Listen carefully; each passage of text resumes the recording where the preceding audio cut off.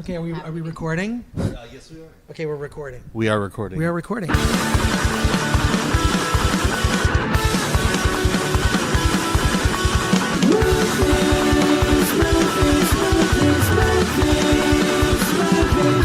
Are we live? So, Yep.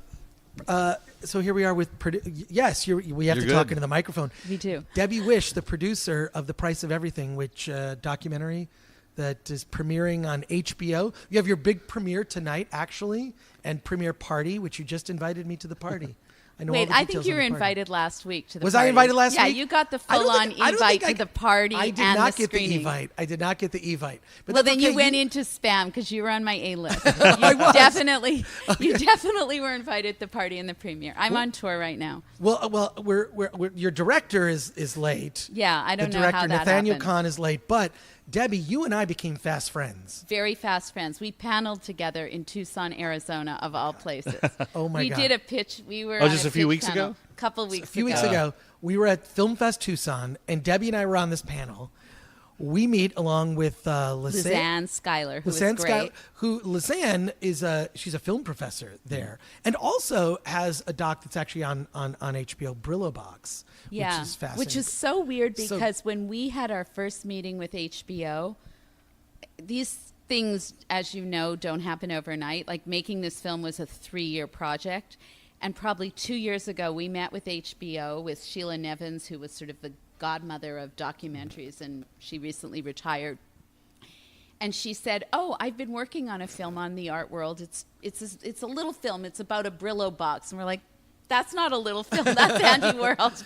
Yeah. And so it was sort of weirdly synchronized that here I am while I'm on tour for my film with Lisanne, who did the film on Brillo Box, which was sort of a more personal biopic thing about the art world.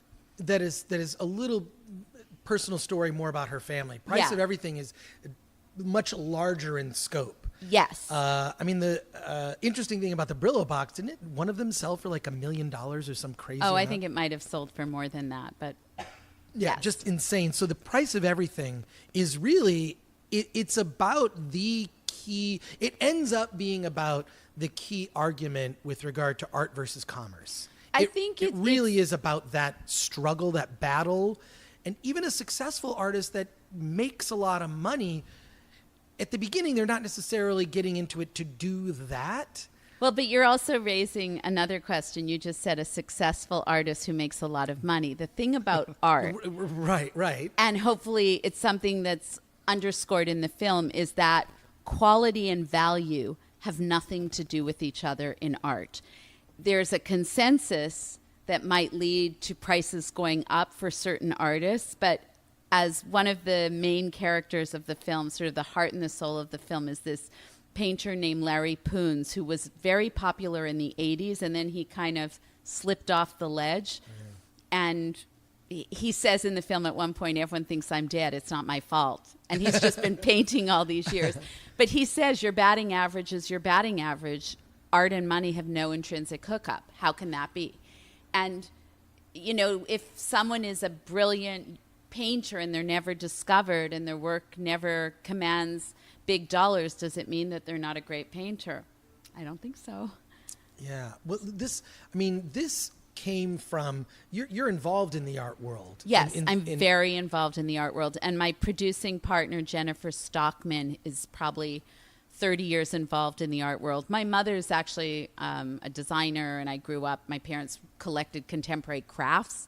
And then when I started working, I mean, as soon as I had any extra money, I was buying art. I've always collected and been involved in art and been involved with art students. And Well, what's interesting about the doc is it comes at it from almost every possible angle, because you actually, first of all, you meet the artists, Yes. right? But then you also meet the agents for the artists.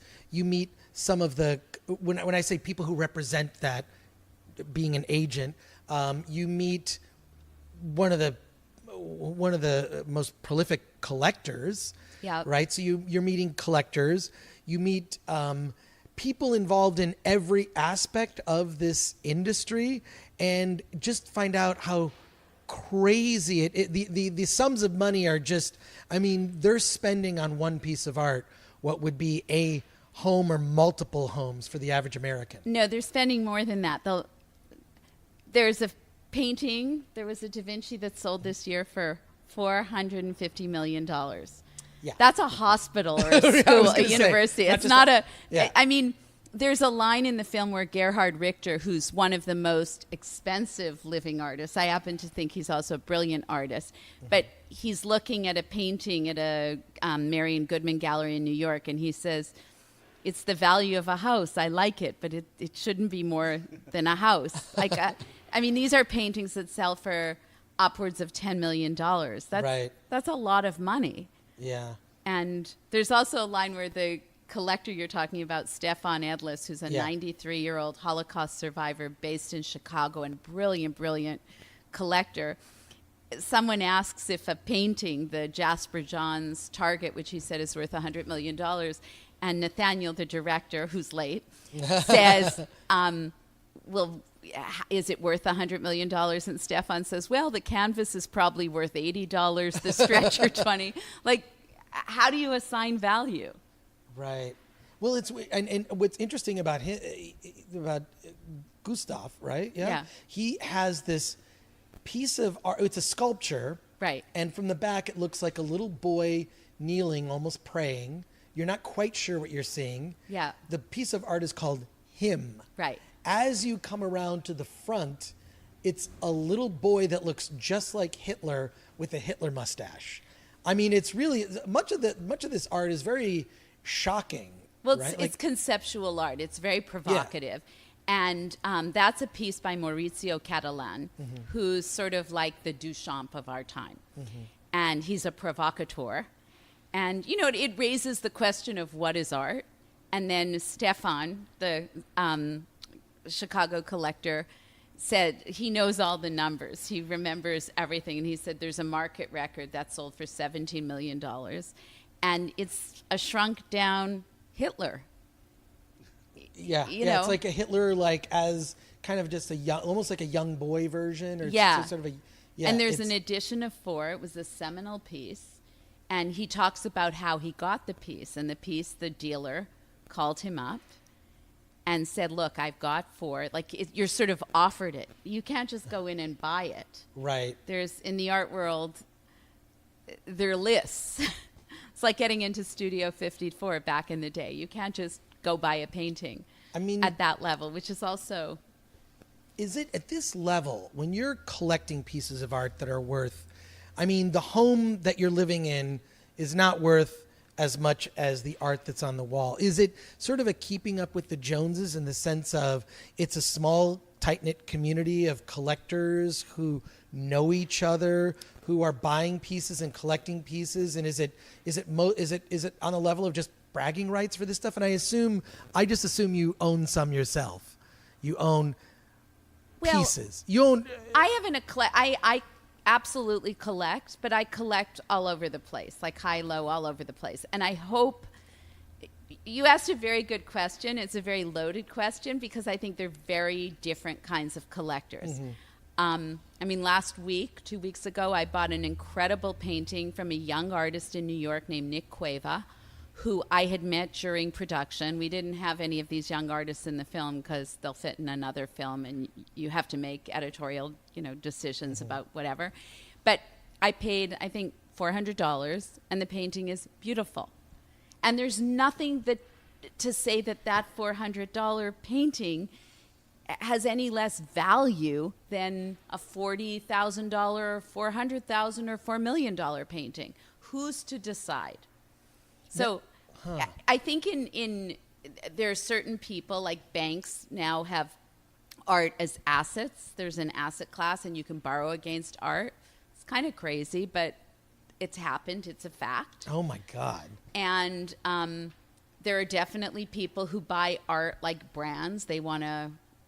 I don't want to name artists because I like a lot of them so much. You could name artists. No, I mean there was like people would joke that there's sort of a list And then in New York, it became like hedgy art. All the hedge fund guys would have the list of, I want a this, I want a Christopher Wool, I want a Mark Bradford, I want a... And these are all great artists, but it was sort of like, don't you care about the actual piece? Don't you want to go get to know the work? Don't you? Like, this morning, I had the great privilege of spending the morning with this artist, Aaron Curry. I wouldn't buy a work of art today without knowing the artist. So you have to know the artist personally before to, if I have that opportunity, yeah. I think it's important. I think that the art is a manifestation of something that has to do with the artist. So if you have the opportunity to know the artist, wouldn't you rather, first of all, support people you care about, but also whatever their vision is? I want to know what they're thinking. And, you know, I think of it as something very personal. I'm not a cynic. There are cynical people who will say that people buy art because it's a keeping up with the Joneses, or, you know, as my dad always says, like, you jump too high, they can see your asshole. It's like high jumping. I don't mean it in a cynical way. It's certainly a world that, like, I mean, the art that I would collect would be a Jack Kirby or a Robert Crumb. Steve Ditko. Steve Ditko. These are all comic book artists. Oh, that, okay. That, like, if you go to... See, we come from different worlds here. Right, no, for sure. I need to learn about the comic book. Well, that comic book art, I mean, collecting comic books is a whole other realm of collecting and things that are worth things, old toys and nostalgia and collectibles. I mean, it's clearly it's different in terms of the monetary scale, but not much different. It's not much different. My son, my son loves old baseball cards. He actually loves old things, and he has these baseball cards, and apparently some of them are worth a fortune.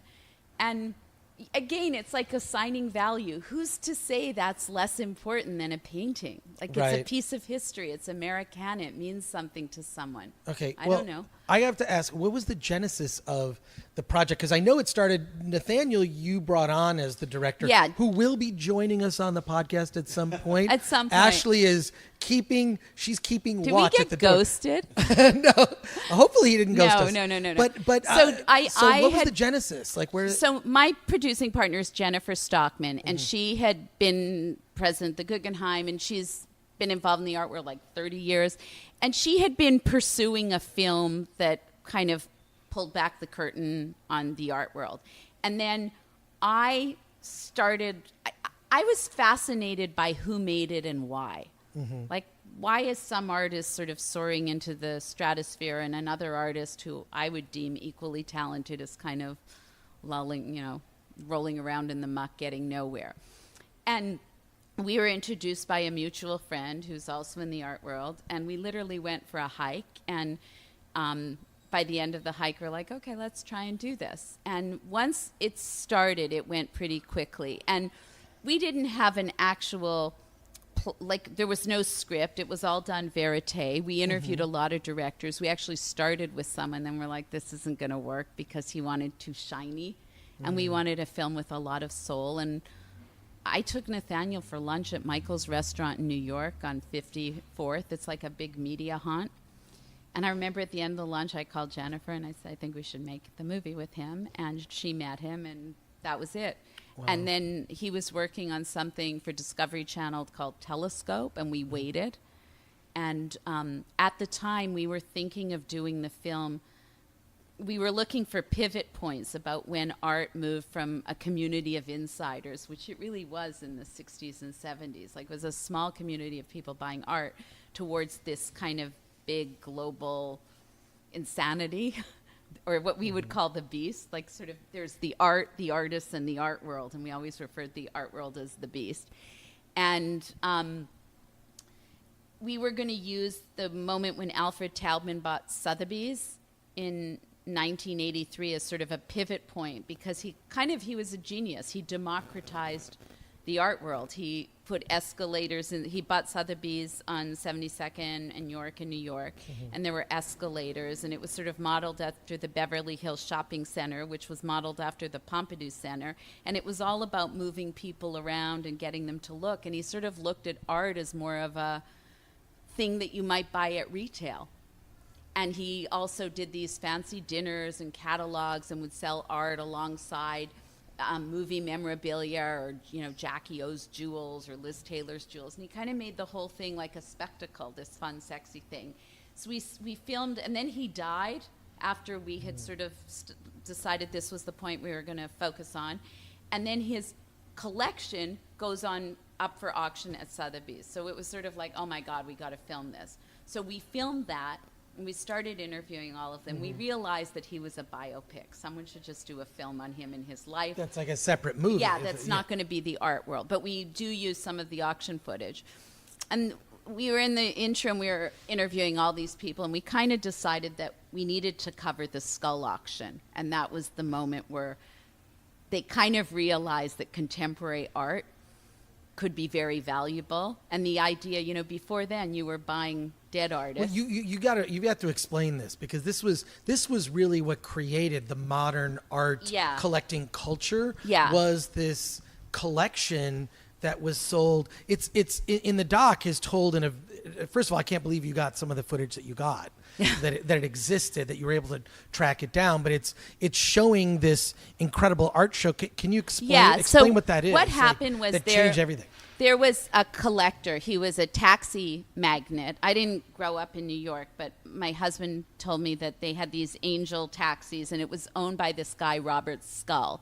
And his wife, Ethel, and Robert were big collectors, and they were kind of like players in the market. They'd go buy art, and they were buying Warhol and Larry Koons and Rauschenberg and Jasper Johns, and he was a big supporter of the arts. I think he was involved in the Green Gallery, which was also where a lot of these artists got their start.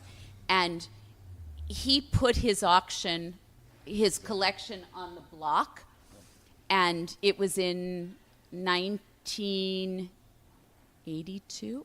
1982? Or 72? My brain is fried. I've been on tour.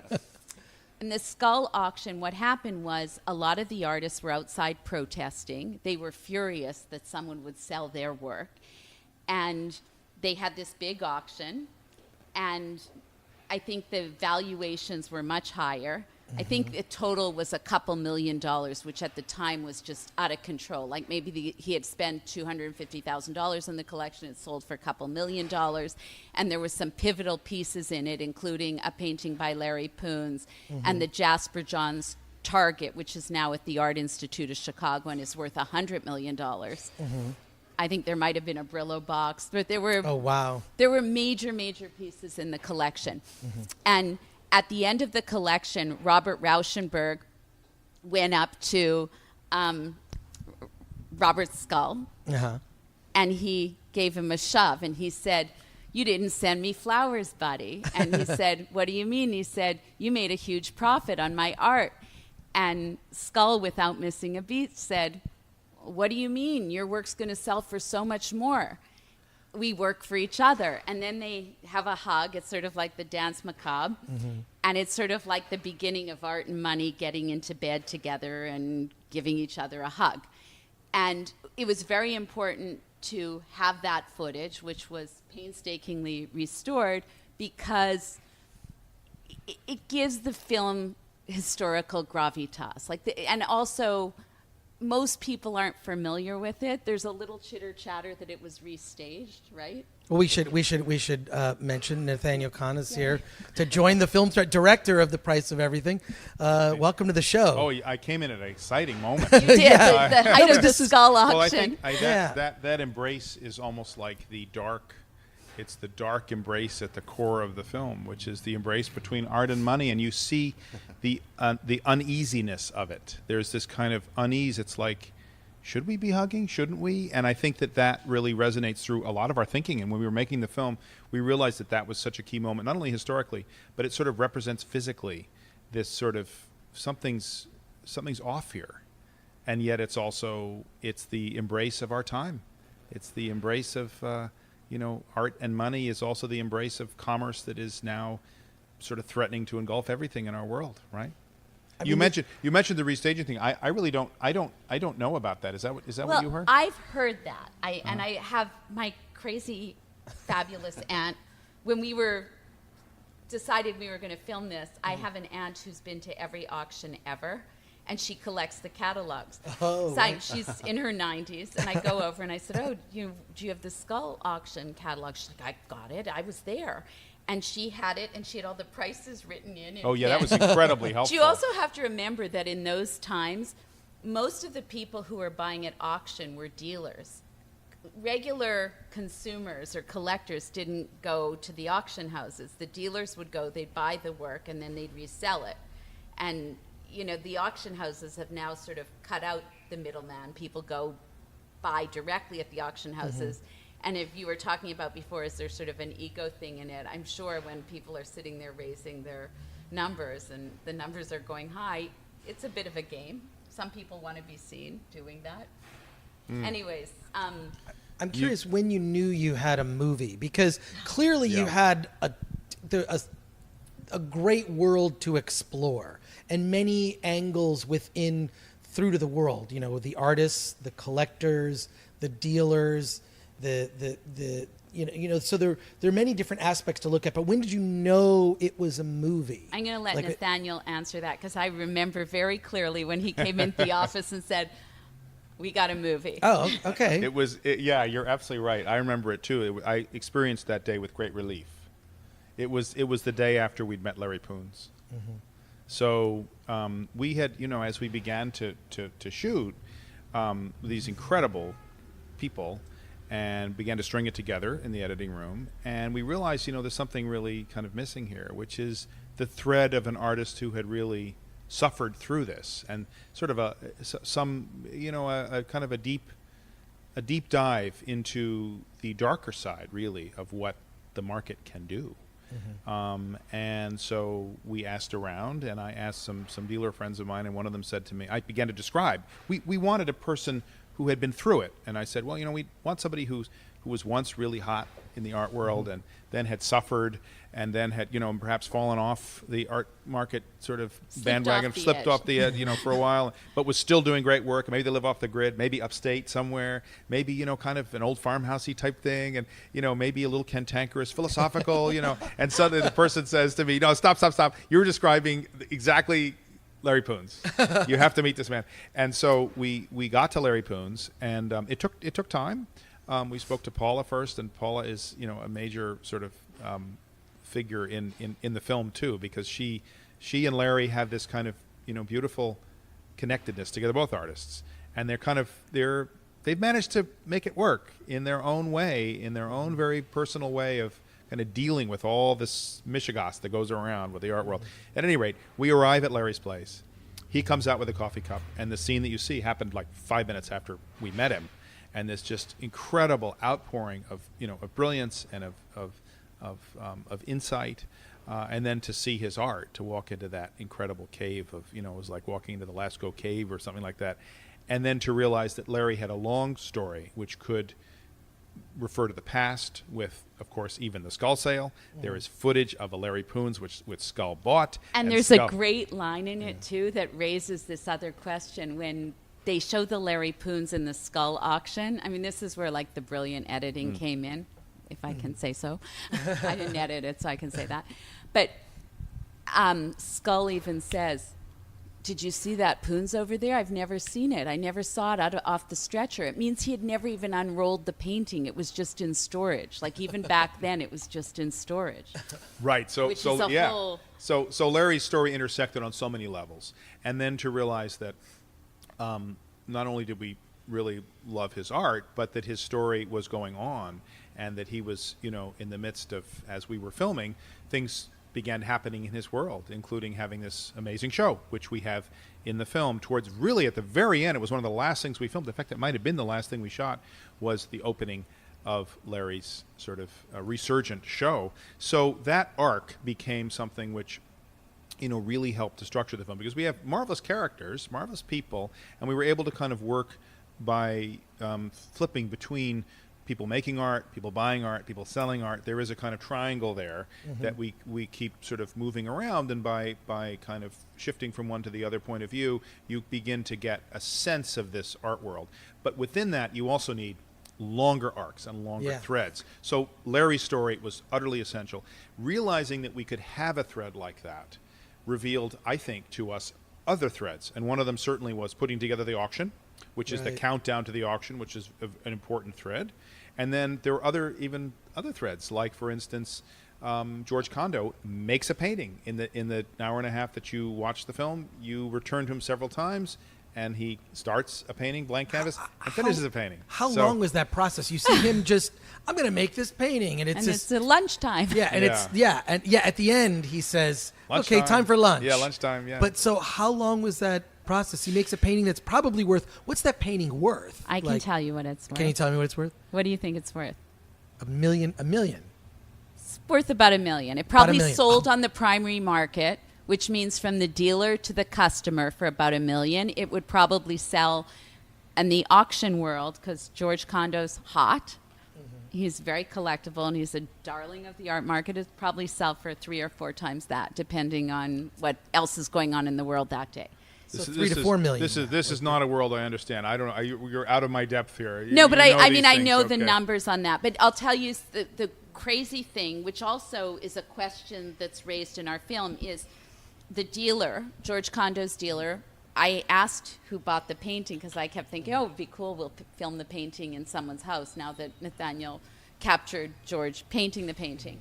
And the dealer wouldn't say anything. And I was sitting at a dinner party a couple weeks after the shoot, and someone said to me, oh, we just bought a George Condo, and it was in a movie. And I'm like, oh, really? Anyways, it turned out it went into storage briefly, and then it was hanging. And I said, oh, we filmed that. And she said, how long did you film? And I said, it was a day. I wasn't at my partner and Nathaniel and a couple of people from the production team were there. But he made that painting probably 6 hours, right? No, less than 6 hours. Okay. But I Oh but my but God. no, Good but day's I work. But I it's have- $1 I have- million. I haven't dollars. given No, a wait a minute. theory on No, it. wait. I gotta let's stop for a second here. I gotta stop this. This is going in the wrong direction, because it's going in the non-truthful direction. Okay. Okay. So George Condo, first of all, is a great artist. He is a brilliant artist. You know, how long somebody takes to make something is not actually a measure of its quality. True, The yes. fact that George can do a painting in I agree about with 4 you. hours, and it might take another artist, they might year. they might make 5 paintings a year. That doesn't mean that one is better than the other, or one is more important than the other, or one works harder than the other. There is a process that each artist goes through, that is their process. Now, I would even add to that he's how old, George Condo?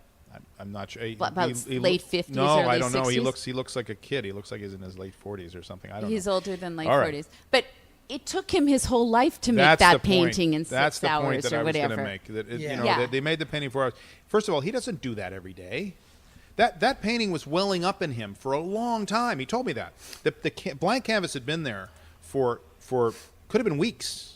And he's looking at it, thinking about it. What am I going to do? Not only that, he It's- changes it. He decides in the Yeah. middle Exactly. of it to go, So- I don't like that. Well, and kind of paints over yeah, it, but right? then Like- that's a very emotional process. So think about somebody who you can almost compare it to sports, in the sense that someone, say a great baseball player gets up to bat, and they hit a home run. Okay, are you going to say, wow, now your price just you hit a home run? Wow, you're going to when you next year you can renegotiate because you just got a home run. Boy, aren't you lucky? But they've spent their entire life perfecting that swing, working on that, practicing day after day, loving that, passion for that. So George is a guy.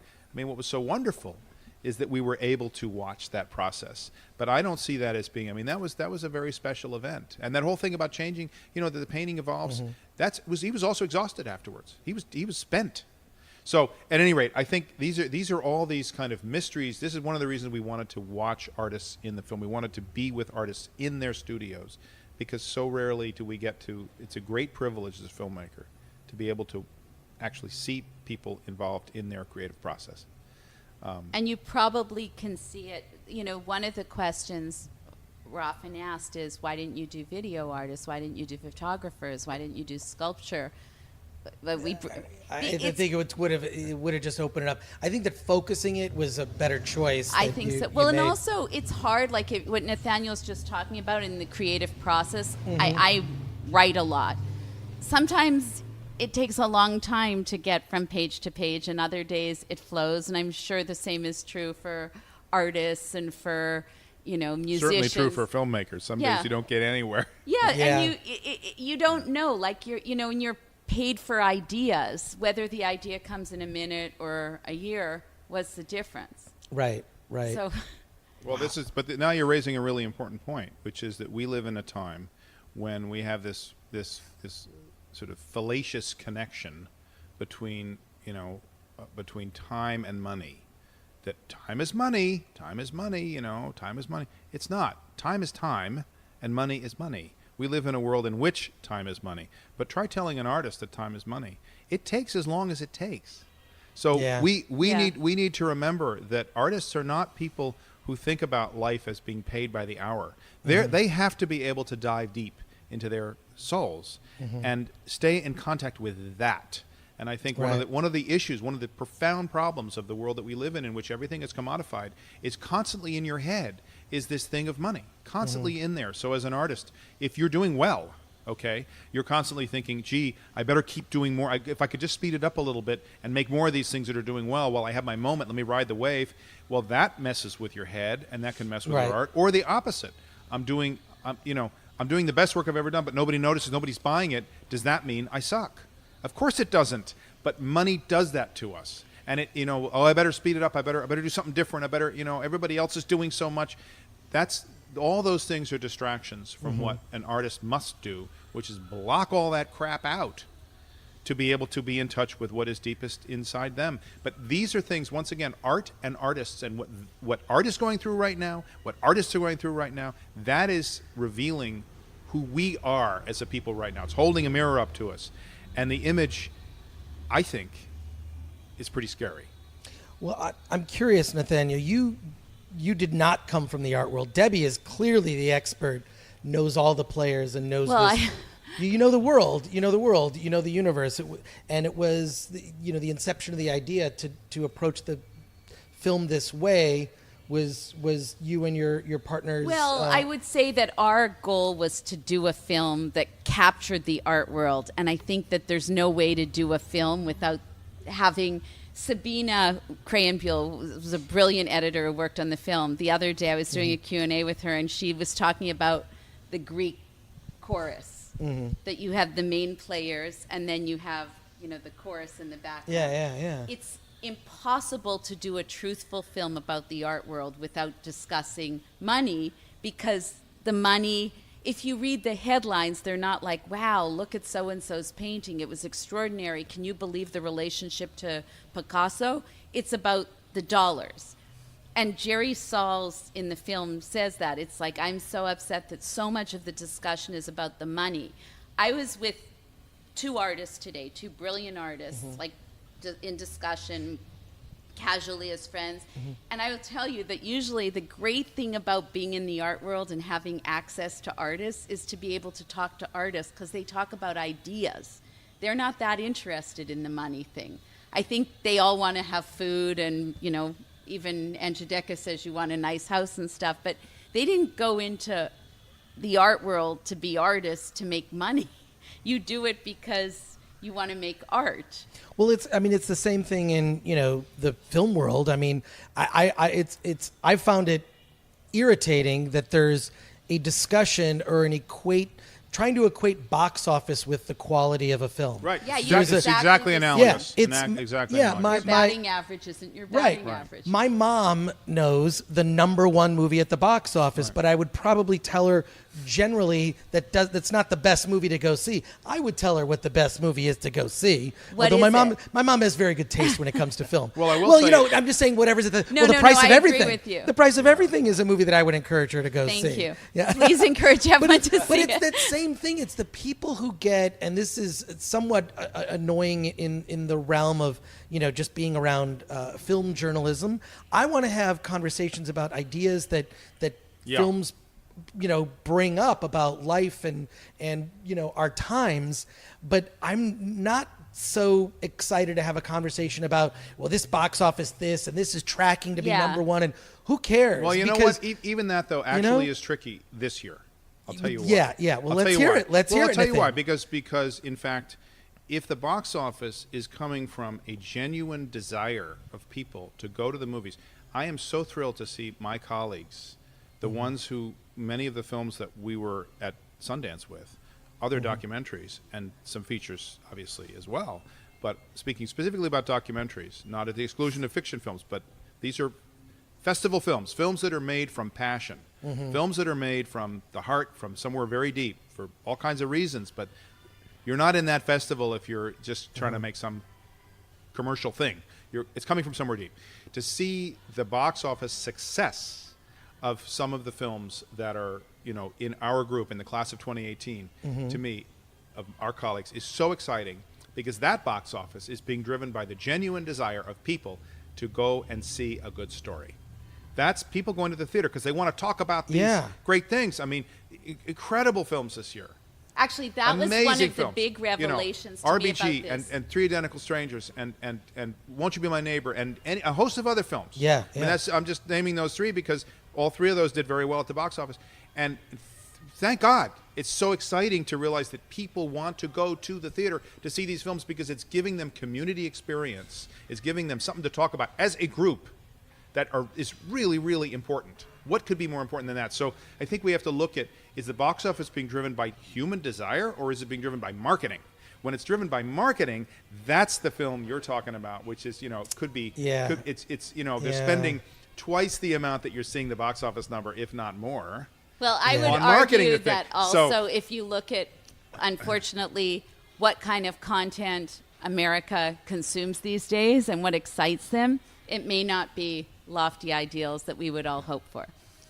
Yeah, Right. well, that's true. Yeah. Yes, Okay, unfortunately. you were about to ask me a question when we interrupted Well, you, I was which is gonna- why did I make this film? Well, not Okay. well. Yes, and why you got involved, but also what's your impression? Because you are, which is why I think that you're a good match with you and Debbie working together. Well, and Jennifer as a team. Stockman, And who's my Jennifer- partner, was very, very involved in the art world and the art axis. And I mean, because more the so axis than is the other. something we've She- never without seen. Jennifer, we wouldn't have this Yeah, film. Never she seen in a was film of this amazing. type.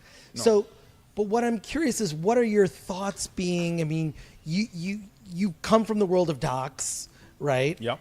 But what is your impression, sort of being introduced to this space? Well, I mean, was it somewhat intimidating? No, that's a little revisionist history, actually. To be honest. Okay. I grew up in a family of artists. Okay. So I saw the relationship between art and money since I was a kid. And it's always fascinated me. So in making My Architect, that's a film that was about my journey to know my dad, but also very much the story of an artist who was hanging on to what they believed in at great expense, personally, the price of everything. Price isn't only money. Price is also the human price that we pay to make things that matter. So that relationship between art and money has fascinated me forever. It's been rattling around in my head. I, too, have seen these crazy numbers and these crazy things. And what was so great is getting together with Jennifer and Debbie and Carla and you guys who had been very much in that world and thinking about wanting to do something in it. And when we were able to talk about it and realizing that there was an enormous synergy here with this incredible knowledge and access to a world, which is, for a filmmaker, totally essential, and then being able to work together to explore that. And what I'm so grateful to the producers for is they really allowed me to do my sort of dream film. Is you don't know where you're going to go when you start. You don't have a plan. You have people you're interested in talking to. You have ideas you want to explore. We wanted to find, for instance, the historical kind of origins of these things. But these are all things we explored in the making of the film, which is why I think the film has a kind of quality of, I hope it communicates what we felt, which is great freshness, some unpredictability. The great thing about a verite film is you don't know going in. It's not all script. It's not worked out. Yeah. So you're finding it, and you're very, very apt. When did we know we had a film? Well, we had a lot of great interviews, a lot of great people. We almost had too but much. It wasn't really like we had an until embarrassment of riches, and I think that, to Nathaniel's credit, he fought very hard for Larry Koons to play a lead role and to be the soul of the film. Larry is clearly the soul of the film. I mean, he's actually pictured on the poster with himself walking in this sort of barren, winter Right. wasteland, whatever, and then he's covered in paint. Yeah. I mean, head to toe, covered in paint. It's a beautiful image. It is. It's a very does that poetic image. Is it taken directly from It the is. No, shooting? no, Okay. it's not a separate still. It's not a, It's yeah, okay, that's what I thought. we, Like, yeah. And actually, there's the shot in the film for everyone who watches the film. When he's walking in the snow, there's a scene where a bunny shows up.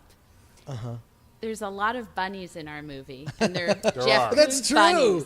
Real but that bunnies rabbit, and it's sort of virtual like a bunnies. real rabbit, coming out in the snow, and then you contrast that to like the Hong Kong inflatable bunny Jeff Koons created, which is really the quintessential art of our time. Whether you love or hate it, it's so indicative of our time, and how many living artists create iconic things in their lifetime. well, let's talk about Jeff Koons for a second, because he is a different method to approaching his art. I mean, it's I don't want to say it's like factory art. That's not fair. But at the same time, and what I thought was amazing about him is how revealing he was about the process, because in the midst of the process, he's showing all of these people who work for him, he's sort of created the painting, but then they're painting. I mean, they're doing. He's Willy Wonka, and they're the Oompa Loompas. That's probably. I don't know if that's the fair comparison. No, but, I don't think so. But it's not completely fair. But he has a different way of going about it. Can you? Please. Well, first of all, artists have had ateliers for. They've had factories. What is the name? Well, an atelier. Atelier. Right. Okay. Oh well, then But it's interesting. really a I'll factory listen. in a way. I'll de-highfalutinize that. Okay, good. Please do. I'll de-Frenchify it for you. Okay, good. No, the idea is that some of the greatest artists in history, Rubens, a man like Rubens, Rodin, Andy Warhol. Those were Sure. They had Warhol factories. did that too. Well, Andy called it the factory, and factory wasn't a bad word. But the I don't idea think is they take it as an insult. Like Marilyn Minter has people work. Like a lot of them have many assistants. of them do. I don't know if that's. I think Jeff owns it, which I respect. Yeah. Yeah. And also, one of the things, when we were interviewing young artists for the film, a number of them had actually worked for Koons. And when you're a young artist and you're trying to slug out a living, you're often hanging art, or you're working in the back at a gallery or something. A lot of them go work at Jeff Koons' studio, and they're very happy. He pays them well. He gives them health insurance, and they're allowed to be around art. And I have a hard time being critical of that. I think that no, I think it's part of. I mean, I think it's part of our. theme. It's part of our time, and it's part of. We observed the world that is going on right now. We're not. This is not about judging it, and ultimately, we wanted to create. I mean, you mentioned rabbits, so I often think of myself as being like Alice in Wonderland. I'm like Alice falling down the rabbit hole, and into Wonderland here, and looking around and observing, with Bob Richmond, the cinematographer, Eddie O'Connor, the sound guy. We go and meet these incredible people, like getting into Jeff's studio, just being able to be there. My experience of being there was an enormous privilege. How grateful I am to be able to see this, as you say, the process, how it is being made. And he's so truthful and open about it. No, Like he's there's very no open about irony with him. So but I think that all these questions of what is art, and what is good art, and will it stand the test of time, all of these things are very much on the table, and we wanted to deal with them in the film. Well, see, that's an interesting aspect, because I think when you look at, like, if you comparatively take box office for movies and movies that endure, or even movies that win awards, right? Oscar-winning movies and the films that endure.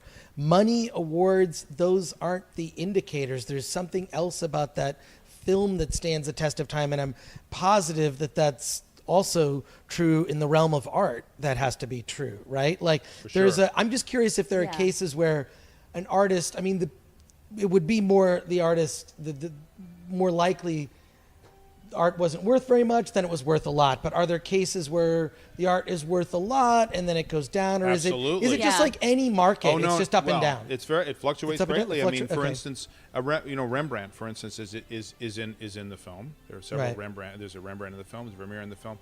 There was a time when people didn't want from Rembrandt in his own Really? lifetime. He was a really, really, really hot artist, and then he couldn't. He was going bankrupt, and the fluctuation in old master paintings has been radical. There have been times when people don't want those kinds of paintings, and then they do want them again. And someone like Caravaggio, we actually had a whole sequence in the film that we weren't able to fit. But Simone de Pury talks about how tastes. I mean, he talks already in the film about how tastes change, but he was referring to old masters actually in the longer version of it, in which there are times when people didn't value Caravaggio. They just thought, well, kind of interesting old painting. So these tastes do shift, and it's a question of, over time, what is the art that really, really endures? And it's not always what you expect, but ultimately it's the art that really connects and speaks to us.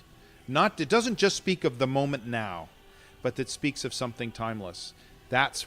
Those are the art that stands the test of time. But I'll also say, the other day, I live in New York, and I went to the Guggenheim Museum, and they had a show on a female artist from the 1800s named Klimt, Af Klimt.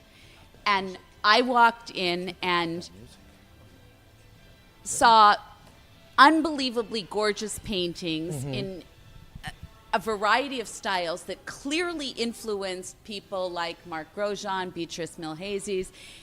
I'd never seen the work before. It hadn't been shown before.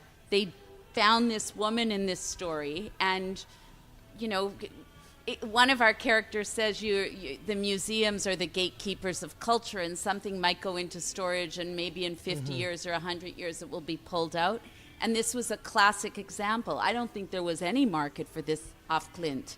And this show has gotten rave reviews. Most of the big critics say it's the show to see. And it's a revelation. It was like this sort of accidental feminist artistic force who was buried. And apparently the visions for the art came from mystics. And she even saw that her art would be shown in a spiral museum one day. I mean, there's sort of magic in all of it. You never know. Well, let's also talk about all the art that's being made out there that isn't part of the market. So this is another whole aspect, which is really, I want to explore this more.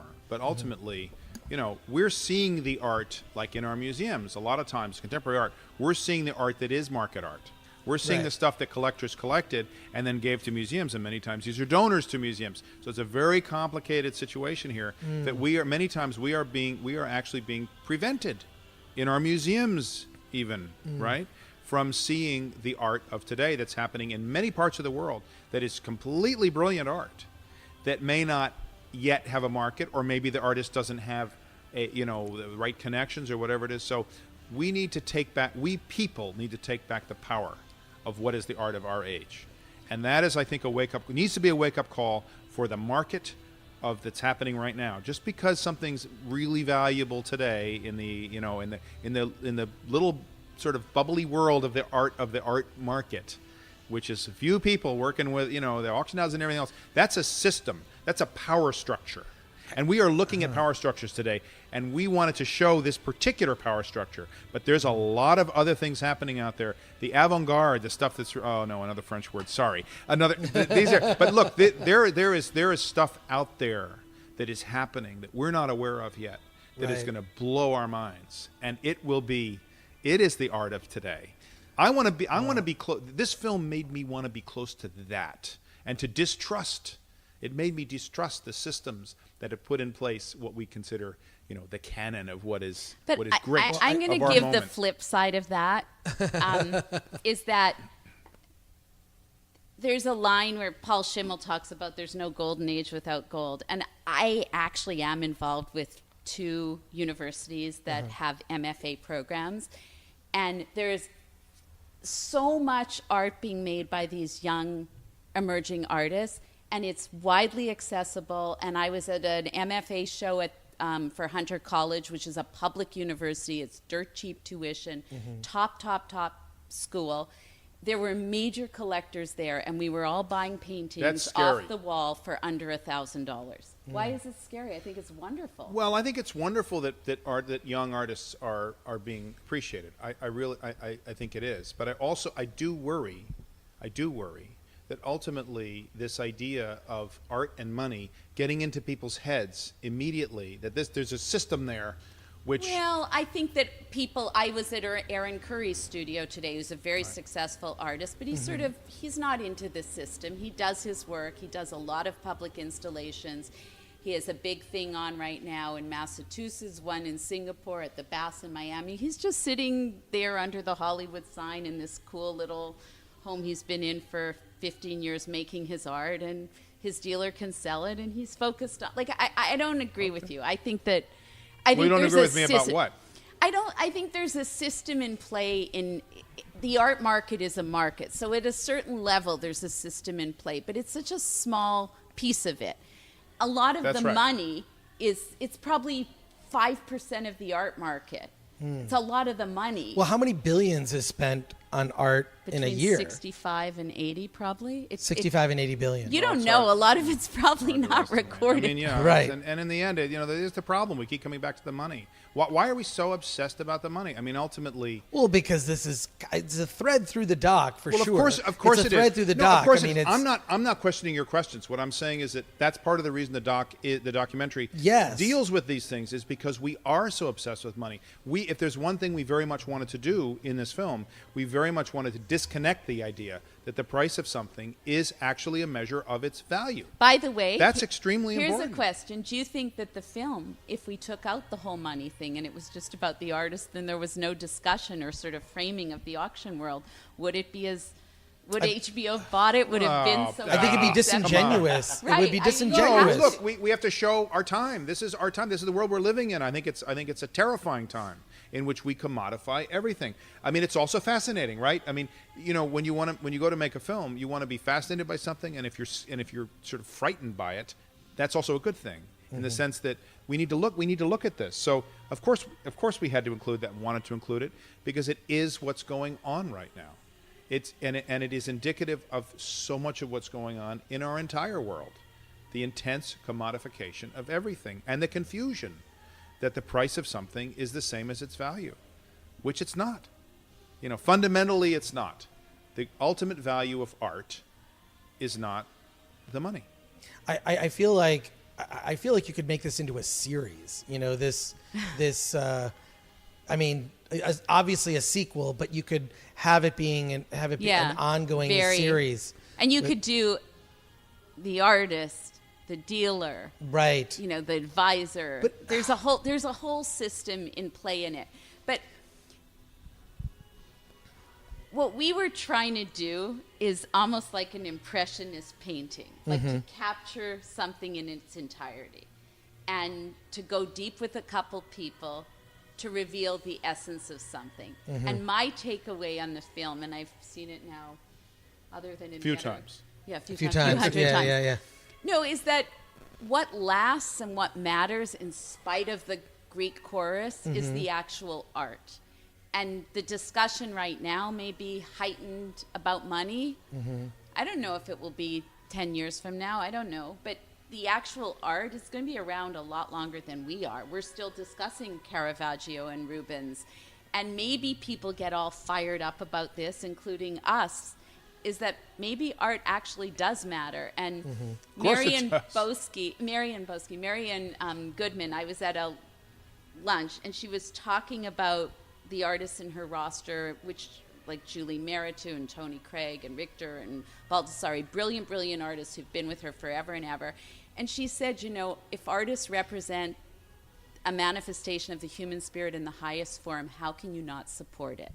And I think that, whether you're responding to comic book art or baseball cards or the design of a cereal box, which was sitting in Aaron Curry's studio today, that's a source of inspiration, who's to judge the value of that?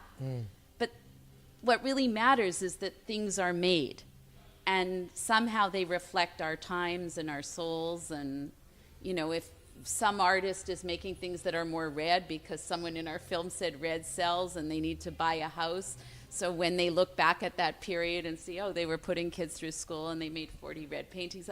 The reality of that working is slim. I'm sure, yeah. Well, I hope that, and I also think, but no, it's not. It's a bad tip. Don't do that. You should always just make what you want to make. Well, I'm just curious if some of the best marketing, because you brought up many artists throughout the ages, is the best marketing being dead? I mean, that...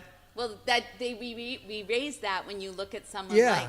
like Basquiat in the film. And George Condo said, like, I don't know, would Basquiat be Basquiat if he had lived longer? Exactly. Well, of course exactly. he would be. That's Of course he would be. I mean, this is... Well, you don't this is- know. Maybe it's a limited supply. Well, he would be just who he is. The question is, would the market value... I mean, Van Gogh, okay. Van Gogh's a great artist, without question. Everybody's agreeing out there. You know, There's a chorus of agreement. Yeah. right. You know, but I think the tragedy many times. I mean, tragedy is part of the artistic sort of story. It's part of the human condition, right? So artists who have tragic ends, many times their art sells more. But it doesn't. That in and of itself doesn't make the art itself better. I mean, Van Gogh, his struggle. It's his struggle that matters, not the. You know, I mean, the struggle is in the paintings. You look at that painting of the Postman, how much in the Barnes collection. You know, I go and visit it because That's an amazing I think painting. and I think of the fact that here is Van Gogh.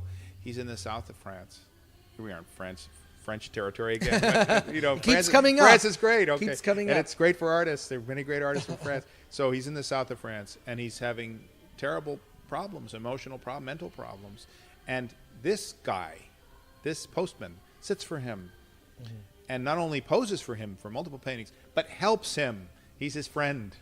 And so when I look at that painting, I see the fundamental value for me of art is human connection. I'm seeing two people who connected. And that's what we all long for in our lives. And it's the great reminder of that, the fact that that's a priceless painting. I don't want that intruding in my mind when I look at that painting. I want to focus on the human connection between that. And I find that, of course, it creeps in. You're always thinking, oh my God, it's a Van Gogh, it must be worth a lot of money. But we need to recognize that thought occurs to us. We shouldn't pretend we don't have it.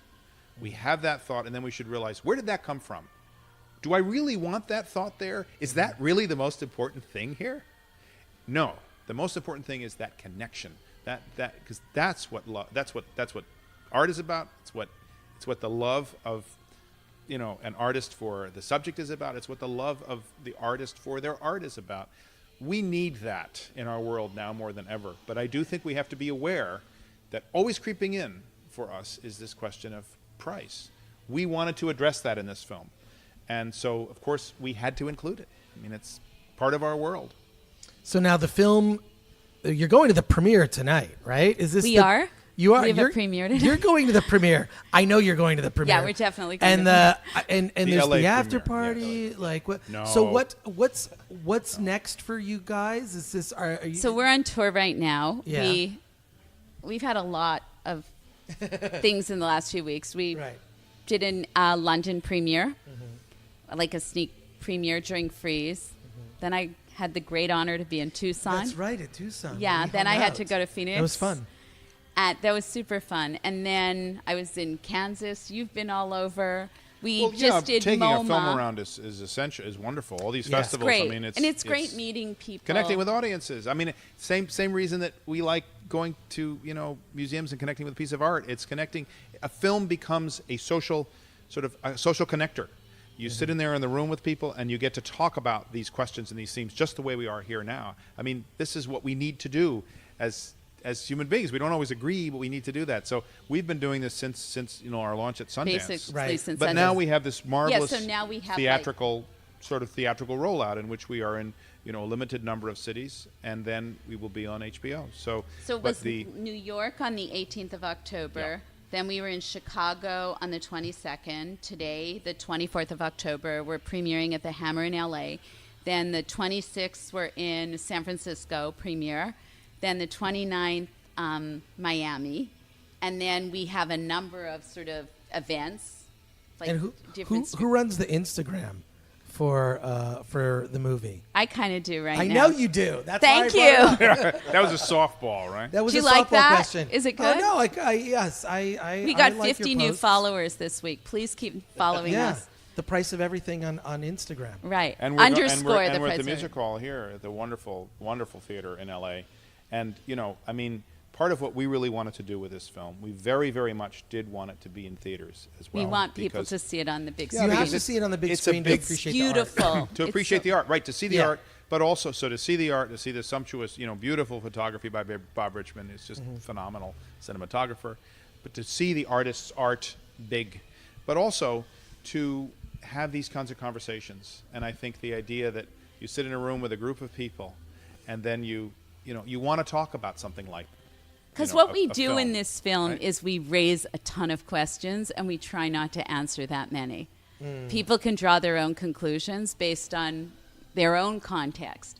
But we're not answering anything, right? We're underscoring issues and other things. Also, the score of the film by Jeff Beal is nothing short of it's brilliant. phenomenal. It's really beautiful. It's like a dance. Jeff will be there tonight. Jeff is such an incredible composer. He did Pollock, which Oh, is wow. an incredible film. House Ed of Harris's Cards. film, and House of Cards, of course. And Oh I my think God. that- Yeah, and he's this great. score, the score, the score they did for this film has it's all its own thing, but it has some of the moods that you recognize, say from Pollock, which is the thrill of creativity, but you also have this kind of undercurrent, and I felt very strongly that I wanted an undercurrent of tension in this film. There is this kind of weird, it's almost, I wouldn't call it exactly dread, but there is anxiety there.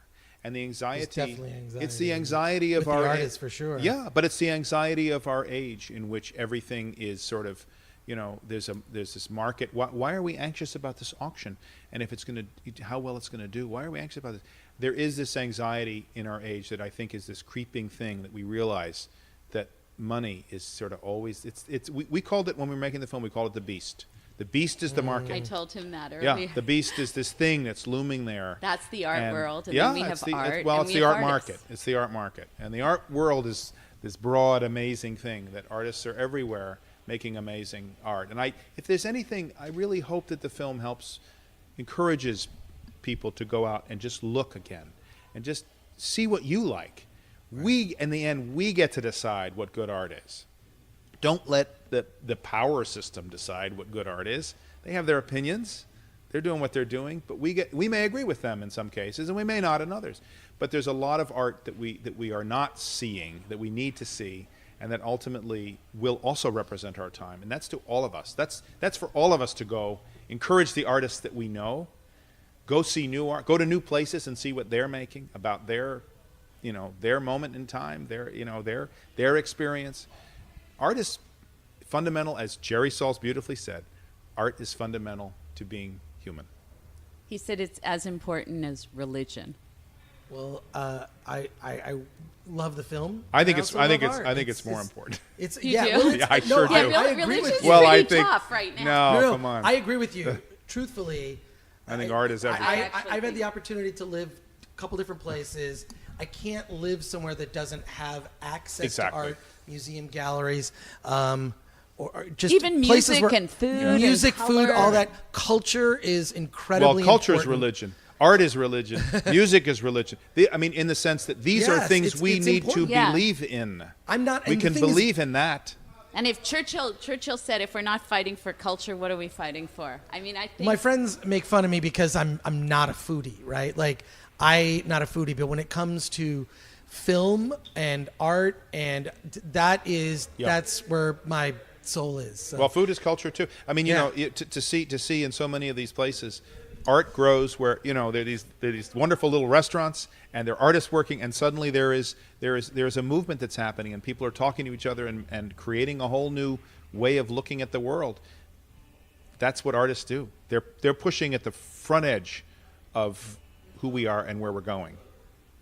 Well, Nathaniel, Debbie, thank you for being on the podcast. And the movie's The Price of Everything, and it's going to be in theaters and coming to HBO soon. November 12th on HBO, but see it in a theater first, and then see it for the second and third time on HBO. Thank you for doing the show. I appreciate it. Thank you.